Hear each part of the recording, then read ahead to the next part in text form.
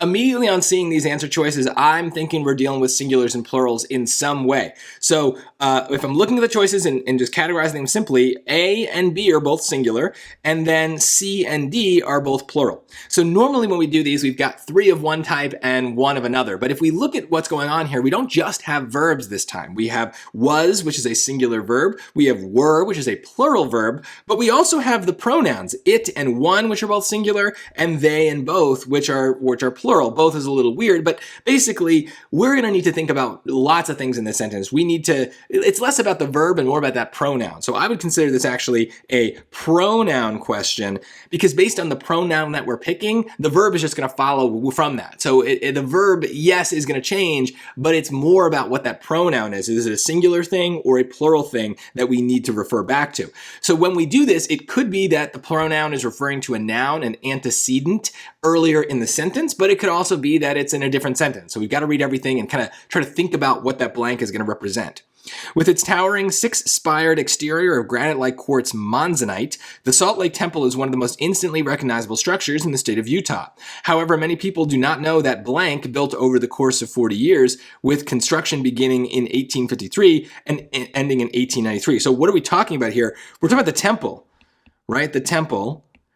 Right? That's what was built over the course of 40 years. So, however, many people do not know that the temple was built over the course of 40 years. So that already makes it seem like it's going to be A or B.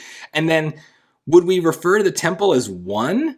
That seems strange, right? It's not a one, it's an it. It was built. So A is the answer. Now, maybe you would have gotten that just by reading it and being like, okay, that just sounds best there. But it's not random. It's not just it sounds best. There's a real reason for it. And harder versions of these pronoun questions might involve more confusing sentences and lots of different nouns for us to choose from. So it might get harder to know which exactly is the one we're talking about. So just make it a point to think about it, and you're more likely to find the right thing.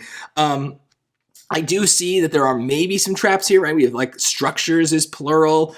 Maybe that's about it. Maybe they want us to think about that, but we're not talking about multiple structures, right? We're specifically calling out the temple is one of the most instantly recognizable structures. Now, I do know that there's a one here, but the way that they're using one in choice B is more like when you maybe write some bad essay introductions and say something like,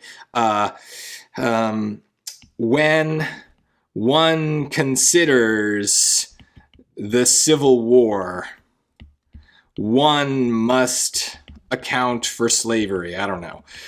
Something stupid like that.